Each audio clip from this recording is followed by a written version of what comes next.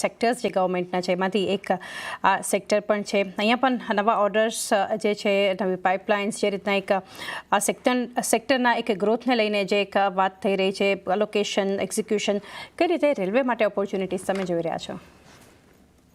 એ પણ એક massive opportunity છે, કેમ કે ફર્સ્ટ ઓફ ઓલ ઇન્ડિયા જેવી કન્ટ્રીને એક વાઇડ રેલવે નેટવર્ક એટલે પણ જોઈએ કેમ કે એનું જે કોસ્ટ ઓફ ટ્રાન્સપોર્ટેશન હોય છે ને ઘણું ઓછું હોય છે. અગર તમે રોડ થ્રુ જાઓ, સી થ્રુ જાઓ તો ઓલમોસ્ટ 40% લેસ ટ્રાન્સપોર્ટેશન કોસ્ટ રેલવેનું હોય છે.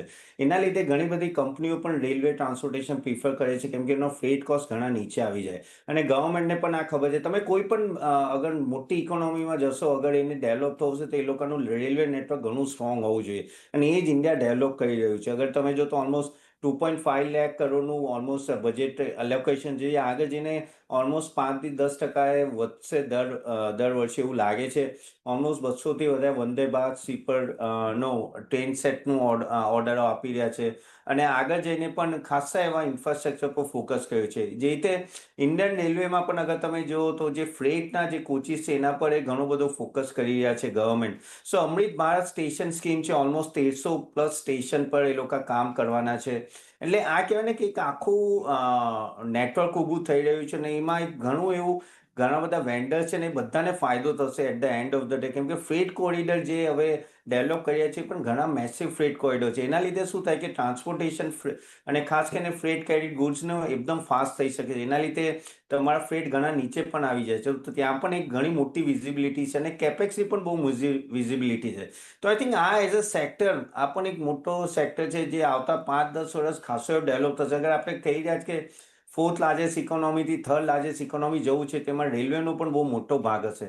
તો ઓફકોર્સ આ સેક્ટરમાં પણ વેલ્યુએશન જોઈને પણ યસ, આ સેક્ટરમાં પણ ઇન્વેસ્ટ કરવું જોઈએ. આ સેક્ટર માટે પણ એક રોકાણની તક ખાસ કરીને એક બનતી દેખાડી રહી છે. કંપની પર આપણે ચર્ચા કરીશું, સિલેક્શન જાણીએ એ પહેલાં નીરવજી, સેક્ટર માટે વ્યૂ લઈ લઈએ. રેલવે એઝ અ સ્પેસ આપ કઈ રીતે જોઈ રહ્યા છો? વેલ આઈ થિંક એક જ્યારે પહેલા a few years back આપણે બે બજેટ આવતા હતા. પહેલા એક રેલવે બજેટ આવતું હતું અને પછી એક યુનિયન બજેટ આવતું હતું. તો I think this itself shows કે railways is so important for the Indian economy. હવે ઓફકોર્સ બધું મર્જ થઈ ગયું છે, but I think railways has always bin very important as far as Indian economy is concerned, one of the biggest employers in the country.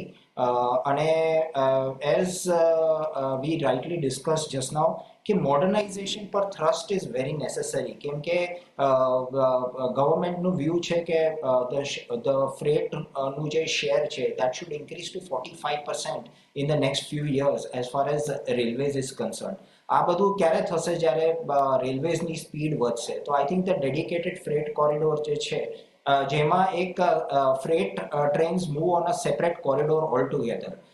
So when the freight trains are moving on a separate corridor altogether, so any speed will be more, efficiency will be more, and the productivity will be more.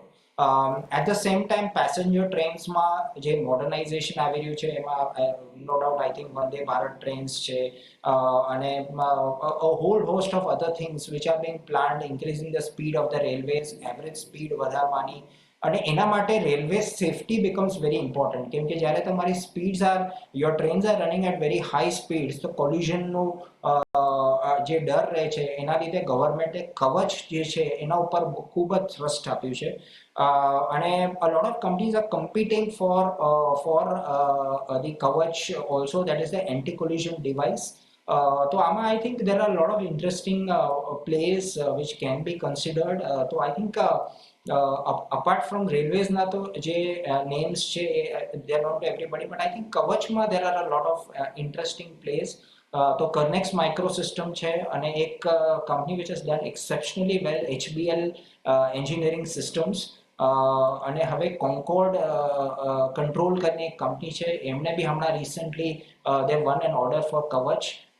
So I think a lot of people are participating in this કવચ thing, અને I think governmentનું focus is very high as far as railways is concerned. Electrification છે, broadening of the gauge છે, ઘણા બધા areas છે જ્યાં station upgrades છે, lot of places where improvement can be done.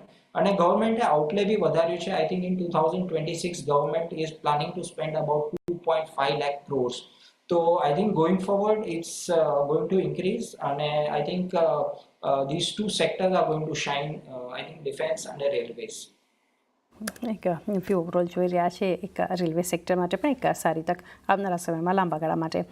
તો રેકમેન્ડેશન પણ જાણીએ. તપન, આપની સાથે શરૂઆત કરી કે કઈ એક કંપની હશે રેલવેમાંથી જે લોંગ ટર્મ માટે તમે પોર્ટફોલિયોમાં સમાવેશ કરવા માટે અહીંથી સલાહ આપશો? વેલ્યુએશન દ્રષ્ટિએ મને આ ટીટાગઢ રેલ સિસ્ટમ ઘણું એટ્રેક્ટિવ લાગે છે, કેમ કે અગર આપણે જોઈએ તો આ સ્ટોક ઘણો એવો પડી ગયો છે. ઓલરેડી વંદે ભારતના બહુ મોટા મોટા ઓર્ડર્સ છે અને વેગન્સ ડિલિવરીઝને હવે એ બધું રિકવર થશે, કેમ કે લાસ્ટ ક્વાર્ટરમાં તમે જો તો એમને પ્રોબ્લેમ થયો હતો, વ્હીલસેટના ઇશ્યુઝ હતા સપ્લાય સાઇડ, એના લીધે ખાસું એવું ઓર્ડર એક્ઝિક્યુશન નહોતું થયું. પણ હવે નવા ઓર્ડર ઓલમોસ્ટ 2400 કરોડના છે અને ઓર્ડર બુક ઓલમોસ્ટ 2600 કરોડની આજુબાજુ છે. અગર તમે જુઓ તો આગળ જઈને વંદે ભારત, મેટ્રો ને એ બધાના કોન્ટ્રાક્ટ્સ પણ મોટા મળવાના છે. ઓફકોર્સ પેસેન્જર રેલ સેગમેન્ટ હવે ધીરે ધીરે જે વધી રહ્યું છે એમાં પણ આ કંપનીને ડાયરેક્ટ ફાયદો થશે. સો વ્હીલસેટના જેવા ઇસ્યુ આજે રિઝોલ્વ થાય તો મને લાગે છે આ ક્વાર્ટર ને નેક્સ્ટ ક્વાર્ટરથી આઈ થિંક એનો રિઝલ્ટ કમ્પેરેટલી ઘણા સારા આવશે. અને આગળ જઈને પણ જે રીતે ઓર્ડર્સ મળી રહ્યા છે ગવર્મેન્ટ, એટલે એમ વાંધો નથી. બસ એક કેપેસિટી એ લોકો વધારી રહ્યા છે અને બેકવર્ડ ઇન્ટિગ્રેશન પર એ લોકો ખાસું એવું કામ કરી રહ્યા છે, ઘણા બધા કોમ્પોનન્ટ્સ પર. અને ઓલમોસ્ટ એ લોકો ટાર્ગેટ કરી રહ્યા છે કે 1500 વેગન્સ પર મંથ કેપેસિટી એ લોકો ડેવલપ કરી લે. તો આ બધું જોઈને એવું લાગે છે કે કેમ કે આ વેલ્યુએશન દ્રષ્ટિએ મને ખાસું એટ્રેક્ટિવ લાગે છે, એટલે કોઈને લોંગ ટર્મ જોવું હોય તો અહીંયાથી એક સારો એવો નો મને લાગે છે કે જમ્પ મળી શકે છે. ને મારો આ સ્ટોકમાં ઓલમોસ્ટ 1050નો ટાર્ગેટ રહેશે વર્ષનું.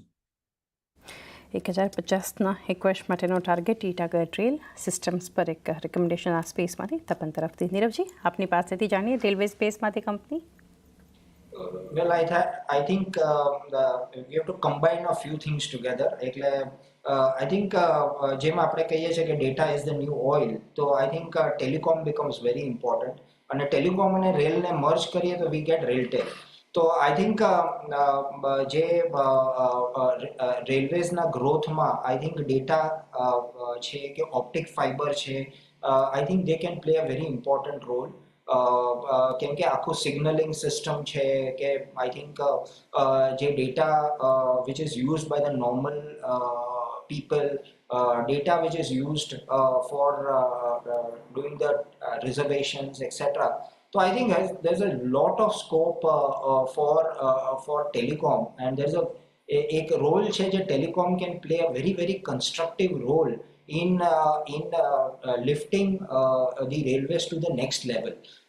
એટલે I think RailTel is one company જે ખૂબ જ કન્સ્ટ્રક્ટિવ કામ કરી રહ્યું છે on the telecom side. Optic fiber અને હાઈ ક્વોલિટી ડેટા અને ટ્રાન્સમિટ કરવાનું. તો I think valuations wise also it is looking quite attractive. Rest of the companies of course એ સારું કામ જ કરી રહી છે. ઘણા બધા વેગન મેન્યુફેક્ચરર્સ છે જે વી રાઇટલી ડિસ્કસ્ડ. ઘણી બધી કંપનીઝ છે જે ઇલેક્ટ્રિફિકેશનમાં કામ કરી રહી છે, કવચમાં કામ કરી રહી છે.